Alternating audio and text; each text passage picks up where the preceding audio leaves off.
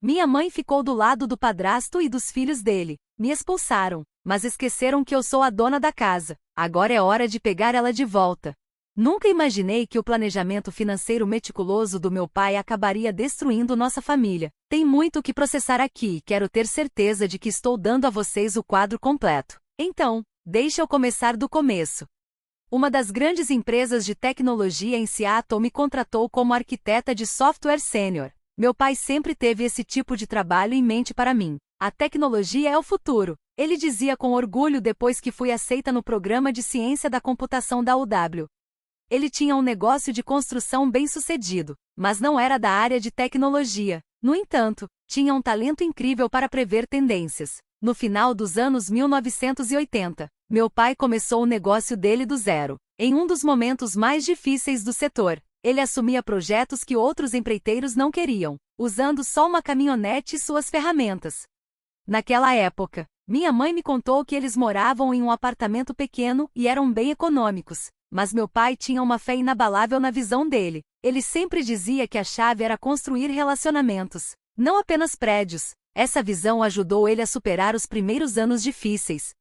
O negócio do meu pai era único por causa da maneira como ele tratava seus clientes e funcionários, mesmo que isso significasse perder algumas propostas para concorrentes que faziam promessas exageradas de prazos. Ele acreditava firmemente em preços transparentes e cronogramas realistas. Primeiro, conquiste a confiança. Ele aconselhava. Ele estava certo quando disse que os lucros viriam depois.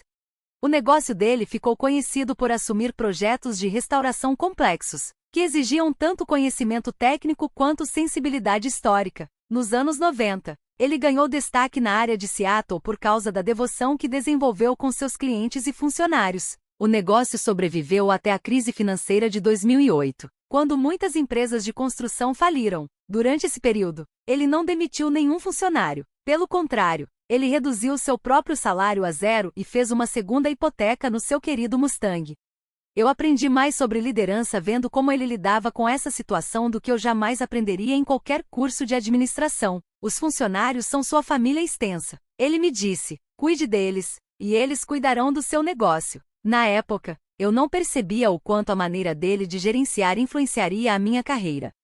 Muitas das ideias dele foram aplicadas quando fui promovida a líder de equipe no meu trabalho de software. Estabeleci procedimentos completos de documentação para nosso código, assim como ele mantinha registros detalhados de cada projeto no canteiro de obras. Conseguir liderar. Minha equipe de desenvolvimento cumpriu prazos desafiadores de projeto graças à atenção dele em promover bons relacionamentos. Conheci a Emily, de 34 anos, em um hackathon no meu primeiro ano. Ela ajudou no planejamento do evento enquanto estava cursando administração de empresas. Apesar da minha falta de sono, vício em bebidas energéticas e provável aparência desleixada, de alguma forma, ela achou meu amor por código encantador desde a primeira vez que me viu. Meu pai se apaixonou por ela. Ele me disse que ela te castiga depois da primeira refeição juntos. Não deixe isso escapar, ele me falou. Depois da faculdade, meu pai até ajudou a Emily a lançar sua própria empresa de marketing. Ele a apresentou à sua rede de donos de empresas locais, mostrou como ele redigia seus contratos e compartilhava seus objetivos de negócios com ela. Ele sempre dizia que o sucesso não é só sobre o que você sabe, mas sobre ajudar os outros a terem sucesso também. Meu pai estava sempre transmitindo sua experiência. Aqueles anos de formação foram únicos. Emily e eu sempre dirigíamos até a casa dos meus pais aos domingos para o jantar. Sentávamos todos no deck dos fundos, que meu pai havia construído, e conversávamos sobre tudo e nada enquanto ele acendia a churrasqueira. Embora ele não entendesse a maioria dos detalhes técnicos do meu trabalho mais recente, ele ainda fazia perguntas detalhadas. Minha mãe costumava dizer, lá vamos nós de novo com o computador, com um revirar de olhos cheio de amor. O orgulho e a alegria do meu pai era a casa em si. Ele a comprou com os lucros do seu primeiro grande trabalho de construção nos anos 90, que foi um projeto de restauração histórica que fez o negócio dele ganhar fama em um dos bairros mais antigos de Seattle.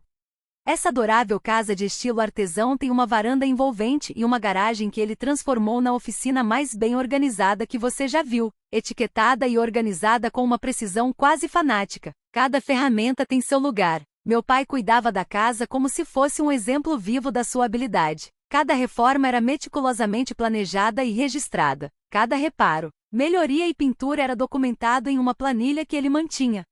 Ele dizia: uma casa é como um ser vivo. Enquanto me mostrava como limpar as calhas ou inspecionar a fundação, ele seguia um regime de manutenção que incluía tudo, desde verificar o telhado após tempestades de inverno até trocar os filtros de ar. Ele sempre dizia: se você negligenciar as pequenas coisas, elas se tornam grandes problemas. Além de ser seu refúgio, a oficina também servia como uma sala de aula, onde ele me ensinava sobre outros assuntos. Além de ferramentas, ele adicionou opções de armazenamento exclusivas e uma bancada que ele fez especialmente para me ensinar marcenaria. Ele mesmo reformou completamente a garagem. Ele sempre dizia: cada pedaço de madeira, cada ferramenta tinha sua própria história. Enquanto trabalhávamos na parede de painel perfurado com formas delineadas para cada ferramenta, não era só sobre organização. Era o método dele de me ensinar que tudo tem um lugar e um propósito. Nosso trabalho era ajudar a contar essa história. Nossa família sempre deu muito valor aos fins de semana. Naquela garagem, papai e eu trabalhávamos no Mustang 1967 dele por horas a fio. Quando eu tinha 12 anos, papai o comprou para restaurar, dizendo que seria um projeto que fortaleceria nosso vínculo como pai e filho. Aquele carro virou uma verdadeira sala de aula de lições de vida. O conselho dele, que ainda sigo até hoje, era direto: sempre use a ferramenta certa para o trabalho. Atalhos podem ser tentadores, mas vão custar caro no longo prazo.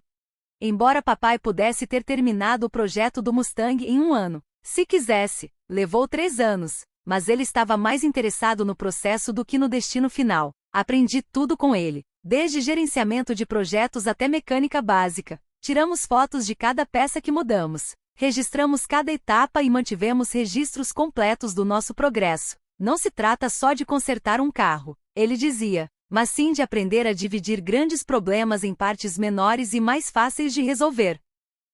Essa lição foi muito útil na minha profissão como desenvolvedora de software. Depois que me casei, Emily e eu compramos uma casinha a cerca de 20 minutos da casa dos meus pais. Meu pai insistiu que fizéssemos a hipoteca em nossos nomes, mas nos ajudou com a entrada. Você precisa construir seu próprio histórico de crédito, ele explicou. Se trata de se manter firme. Ele me ensinou a instalar ventiladores de teto e consertar drywall enquanto trabalhávamos nas reformas nos finais de semana. Ele estava me preparando para as responsabilidades de ser dono de casa. Mesmo naquela época, minha carreira estava realmente decolando. Acabei de receber uma promoção para líder de equipe, supervisionando uma equipe que estava criando soluções de infraestrutura. Aproveitei cada segundo, mesmo que as horas fossem longas e a pressão fosse grande. Durante os meus intervalos de almoço, papai ligava com frequência para saber como eu estava. Ele não discutia nada específico, mas estava ciente das demandas de gerenciar um time e supervisionar o trabalho dos outros. Lembre-se de delegar, ele dizia. Você não pode fazer tudo sozinho, assim como eu não posso construir uma casa sozinho. Quando papai inicialmente disse que se sentia exausto o tempo todo, estávamos discutindo a possibilidade. Ele continuou adiando a consulta médica, apesar da insistência da mamãe. Só estava trabalhando muito e ignorava nossas preocupações. Ele estava focado no maior projeto que já teve até então, um acordo de desenvolvimento multimilionário que garantiria o futuro do seu negócio pelos próximos 10 anos.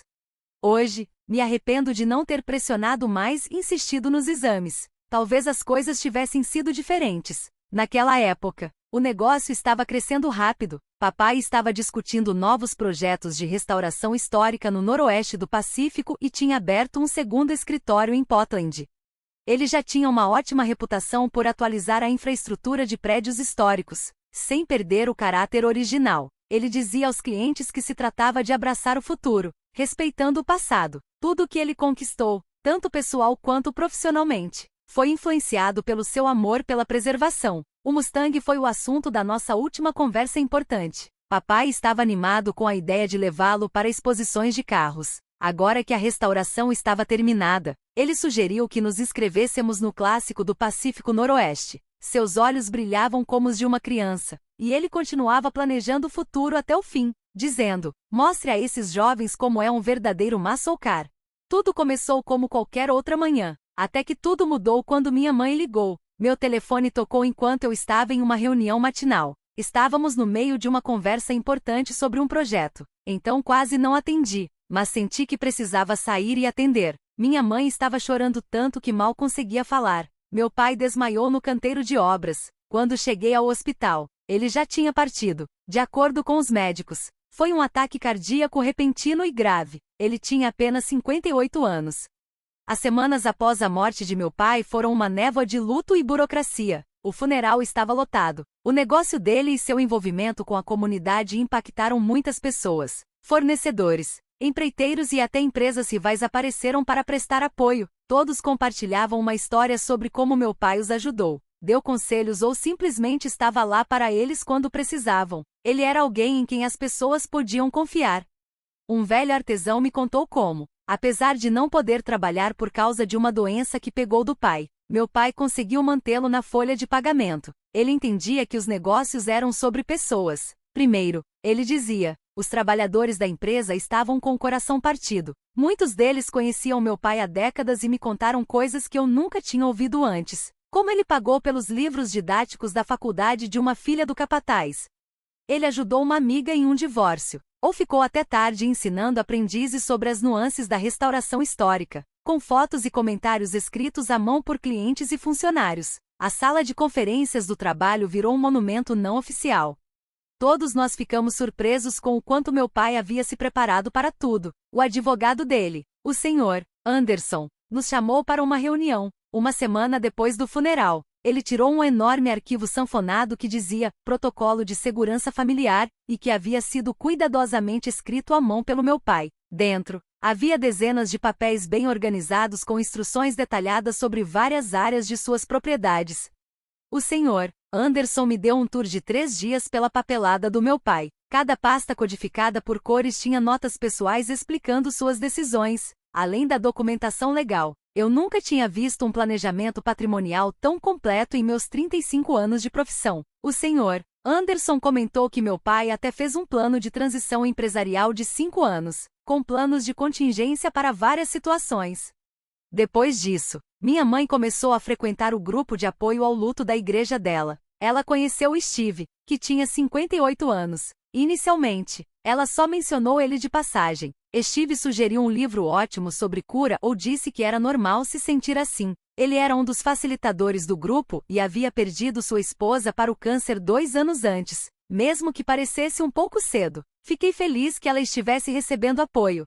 Emily me lembrou que cada um vive sua dor de uma maneira única. Toda terça-feira à noite, o grupo de apoio ao luto da igreja se reunia. Em pouco tempo, minha mãe estava participando de eventos da igreja com Steve Moore. Muitas vezes, depois dos cultos, as reuniões de café se transformavam em almoços, que viravam jantares. Nossos amigos da família começaram a se preocupar com a rapidez com que a amizade deles estava se desenvolvendo. Em uma reunião de família, minha tia Jane me chamou de lado porque estava preocupada que minha mãe estivesse se apressando para substituir a ausência de meu pai. As mudanças na minha mãe ficaram mais evidentes. Ela cortou o cabelo, começou a se vestir de forma diferente e até tirou o jardim que meu pai havia ajudado a criar. Toda vez que eu questionava essas mudanças, ela respondia que era hora de um novo começo. Meu pai raramente era mencionado pela mulher que costumava passar horas falando sobre a vida com ele. Foi mais rápido do que qualquer um de nós imaginava. Mamãe anunciou que Steve estava se mudando para casa, 6 meses depois da morte do pai. James, 30 anos, e Lisa, 32 anos, os filhos adultos dele, acharam que seria bom trazer vida para casa. Eu fiz um esforço para ser solidário, mas parecia que ela estava com pressa para substituir tudo o que meu pai havia construído. Agora, estou em uma encruzilhada. Como posso preservar o legado do meu pai sem comprometer a felicidade da minha mãe? Emily me aconselha a encontrar um equilíbrio, mas não consigo parar de pensar na carta do meu pai, dizendo, filho, preserve essas memórias. Primeira atualização. Peço desculpas pela demora na atualização e agradeço todos os conselhos que vocês deram no meu artigo anterior. Já se passaram 3 meses desde o meu último post e as coisas pioraram muito. O comportamento controlador de Steve costumava me incomodar, mas agora ele age como se fosse o dono da casa que meu pai me deixou. No mês passado, Steve tomou a decisão de começar um grande projeto de restauração sem me pedir permissão. As estantes embutidas que meu pai fez para a sala de estar estavam sendo destruídas por empreiteiros quando eu visitei um fim de semana. como se ele fosse o dono da casa. Steve estava supervisionando tudo e dizendo para eles jogarem fora toda aquela madeira velha. Esses eram os últimos projetos que meu pai e eu trabalhamos juntos antes de ele ficar doente. Então eram mais do que apenas prateleiras. Quando me aproximei dele, ele respondeu com raiva, dizendo: "Olha, filho, essa casa precisa ser modernizada. O gosto do seu pai está ultrapassado. Estamos fazendo um favor para você, aumentando o valor da propriedade." Eu lembrei que qualquer modificação precisava da minha permissão legalmente. Minha mãe, obviamente, concordou com ele, mas ele simplesmente... Ele riu e acrescentou: "Sua mãe e eu moramos aqui. Não precisamos de permissão para melhorar nossa casa. Steve entende dessas coisas." Ela reconheceu. Ele está só tentando ajudar. A mulher que antes amava aquelas estantes e costumava colocar sua coleção de xícaras de chá antigas nelas para o Natal, agora age como se elas estivessem apenas ocupando espaço. Eu mostrei a ela os planos completos de manutenção da casa do pai, mas ela os ignorou, achando que era coisa do passado. Além disso, o relacionamento com os filhos de Steve piorou. James assumiu a oficina do pai e a transformou em um espaço de crossfit. Enquanto eu estava em uma viagem de negócios, ele fez uma venda de garagem e vendeu a maioria das ferramentas do meu pai, repintando os cômodos e colocando tábuas de vinil modernas no lugar dos pisos de madeira meticulosamente reformados por ele. Lisa está tratando o espaço como seu próprio projeto de design pessoal. Uma noite, depois do jantar, Steve me chamou de lado e disse que, já que estamos pagando para morar aqui, deveríamos ter nossos nomes na escritura. Eu precisei explicar a ele que eles não pagam hipoteca porque o planejamento do meu pai pagou a casa integralmente. Eles nem cobrem o aluguel. Todas as despesas de manutenção, seguro e impostos são pagos por mim. Emily sugeriu que parássemos de fazer visitas semanais agora que Emma está aqui. Ela está certa. Ninguém se beneficia do estresse naquela casa. Porém, ficar na dela só fez Steve se sentir mais confiante. Ele começou a me enviar contas de melhorias que eu nunca aprovei e passou a fazer as mudanças com mais regularidade. Eu deveria ser mais solidário com a nova vida da mamãe, segundo a irmã dela, que me ligou recentemente. Tentei explicar as intenções do meu pai e minhas obrigações legais, mas ela simplesmente me acusou de estar preso ao passado. Steve a deixa feliz. Por que você não pode simplesmente deixá-los fazer a casa deles? Ela perguntou. Esta semana, descobri que os marcadores de crescimento que registravam minha altura de 3 aos 18 anos foram removidos do batente da porta da cozinha. Todo aniversário, meu pai me media e escrevia a data ao lado de cada marca. É só um batente de porta velho. Não podemos guardar cada pedaço de madeira só porque seu pai tocou nele. Foi o que minha mãe disse quando a confrontei sobre isso. Agora, passo mais tempo sentado na velha cadeira do meu pai, a única peça de mobília que consegui manter na minha própria garagem. O Sr. Anderson me aconselhou a começar a considerar soluções de longo prazo. Legalmente, a casa me pertence, mas eventualmente terei que tomar algumas decisões difíceis sobre o que fazer com ela. Quando é que se tornar o vilão é mais importante do que preservar o legado do seu pai? E quando toda a sua família se opõe a você? Como defender seus princípios? Atualização 2. Agradeço a todos pelos conselhos sobre meu post anterior. A situação chegou a um ponto de ruptura e eu finalmente tomei uma decisão que provavelmente mudará tudo. Conversei com meu consultor financeiro sobre a situação da casa na semana passada. Podemos ter uma boa renda de aluguel, suficiente para cobrir o fundo de faculdade de Emma, já que os preços dos imóveis na região aumentaram 40% nos últimos 3 anos. Durante a conversa, percebi que estava tão focado nos aspectos sentimentais que não tinha considerado as consequências financeiras de permitir que minha mãe e o Steve vivessem ali de graça. Tudo deu errado quando mencionei isso para minha mãe na nossa conversa semanal. Ela gritou no telefone: "Você não pode fazer isso conosco. Este é o lugar que chamamos de lar." O Steve trabalhou muito nisso. Ela se recusou a ouvir quando tentei explicar que eu estava apenas considerando minhas opções. Ela continuou falando sobre todas as melhorias que fizeram, ignorando completamente o fato de que eu nunca havia aprovado essas mudanças. 1 hora depois, Steve ligou. Ele estava chateado e seu tom estava diferente do comportamento arrogante de sempre. "Ouça aqui", ele disse. "Nesta casa, estabelecemos nossa vida. Você está sentindo falta do seu pai? Você não pode simplesmente entrar e estragar tudo." Ele me interrompeu quando tentei explicar sobre os problemas financeiros, dizendo que agora eles tinham sweat equity na propriedade. Eu lembrei de que a casa me pertence legalmente e que havia uma razão pela qual meu pai a deixou para mim. Seu pai não está mais aqui. Ele respondeu: você deve considerar a vida. Eu conversei com Emily sobre isso e também falei com o Sr. Anderson antes de tomar minha decisão. No dia seguinte, quando cheguei em casa, minha mãe e o Steve estavam trabalhando em mais uma reforma na sala de jantar. Eles estavam arrancando a moldura da coroa original que meu pai tinha feito sob medida para combinar com o estilo antigo da casa. Essa cena me deixou ainda mais determinado. Eles têm 2 semanas para encontrar outro lugar para morar. Eu disse a eles. Minha mãe começou a chorar imediatamente, me acusando de ser insensível e cruel. O Steve tentou me intimidar, discutindo comigo sobre minha incapacidade de simplesmente jogá-los na rua. Ele começou a listar todos os seus laços com a cidade, incluindo o trabalho dele e a igreja.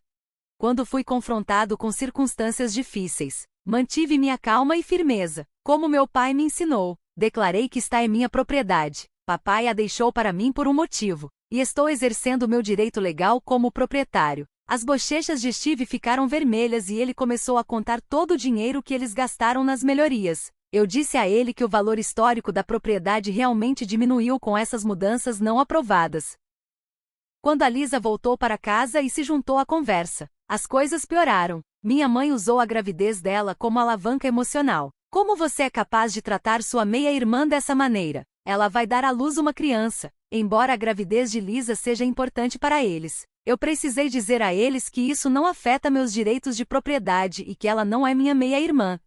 Desde então, tem sido um ataque contínuo de manipulação emocional. Toda a família da minha mãe se uniu para se opor a mim. A irmã dela ligou, chorando, dizendo que seus pais queriam garantir que a mamãe estivesse segura. O irmão do Steve, que é corretor imobiliário, mandou longas mensagens sobre o mercado de aluguel e ideais cristãos de lealdade familiar. Até primos distantes, que eu mal conheço, começaram a mandar mensagens.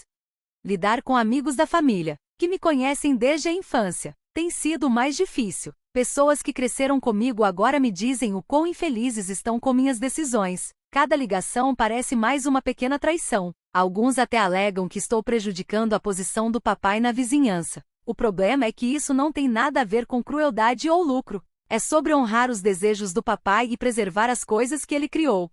Tem sido doloroso ver eles destruírem sistematicamente todos os vestígios dele. A casa era o legado dele. Eu paguei todas as despesas, permiti que morassem ali por anos e tolerei as mudanças não autorizadas. Mas, eventualmente, chega um ponto em que é o suficiente. Eles têm 2 semanas para encontrar outro lugar para morar. Eu me recuso a ceder às constantes exigências da minha mãe por mais tempo. O Sr. Anderson diz que a lei está inteiramente ao meu lado e que fui mais do que generoso. Ele está me ajudando a preparar a papelada oficial para o aviso de desocupação, garantindo que tudo esteja documentado corretamente.